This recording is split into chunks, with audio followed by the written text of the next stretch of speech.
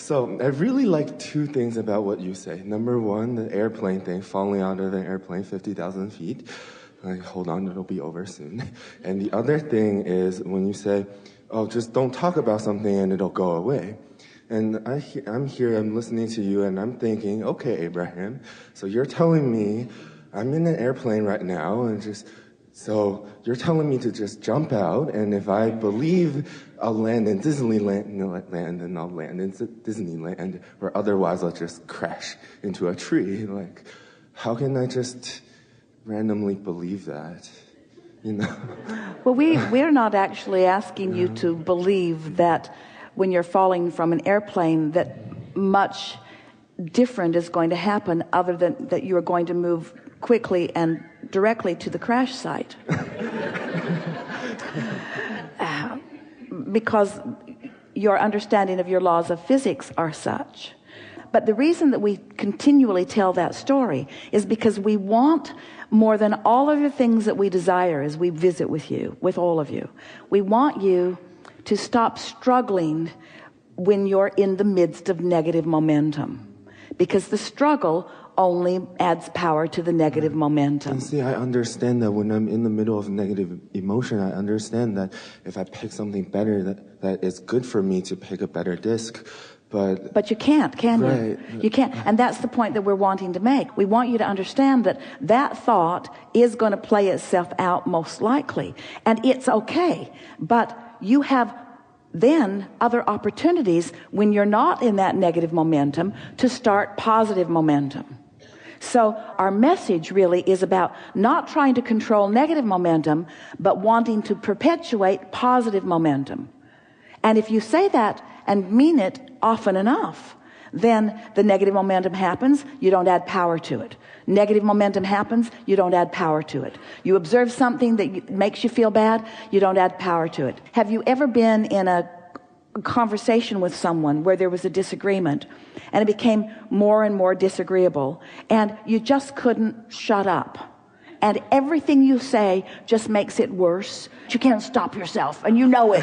You know that you should stop. You know that you should walk away, but you don't. You keep going in for more, going in for more. Well, that's what we're talking about no longer doing.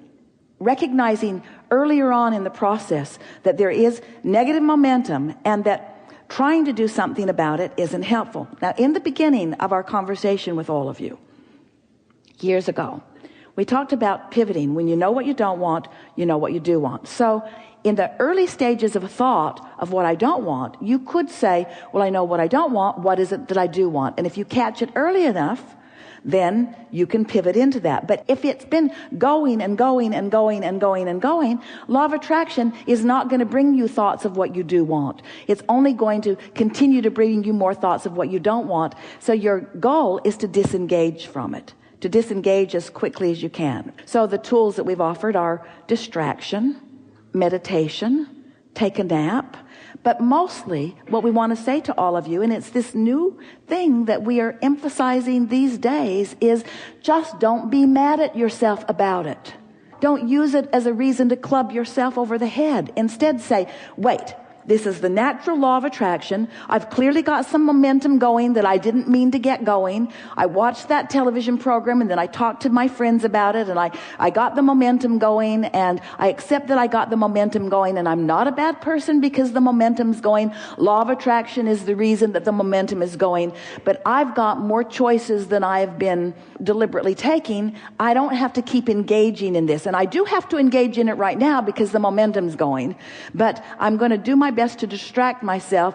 I'm falling out of the airplane. I'm going to hit the ground, and that'll be the end of this. And when I wake up in the morning, it's my intention to start in a better feeling place. And as each morning you wake up, you reach for the higher thought, and each morning you wake up, you reach for the higher thought. That's what we mean by getting out ahead of the manifestation. We've been saying to you for a while that there are two ways of knowing what the momentum is. One is the way you're feeling, and the other is what manifests as a result of it. Well, once a manifestation has happened, there's pretty strong momentum going, and a manifestation A manifestation could be a bodily condition. A manifestation could be a conversation you're having. A manifestation could even be the thoughts that are moving in your mind, the ideas that are coming. We don't want you to panic over what's going on with your point of attraction. We want you to adore it and accept it and understand it and guide it. That's all. Just guide it. I can do better than I'm doing right now, but no big deal, because the truth of it is, if you didn't know what you don't want, you wouldn't know what you do want. So isn't having some negative momentum helpful in helping you to know that you want some positive momentum? Haven't you ever had an experience that it just went on and on long enough until finally you say, that's it. That's just it. That's as far as I'm going to go with this.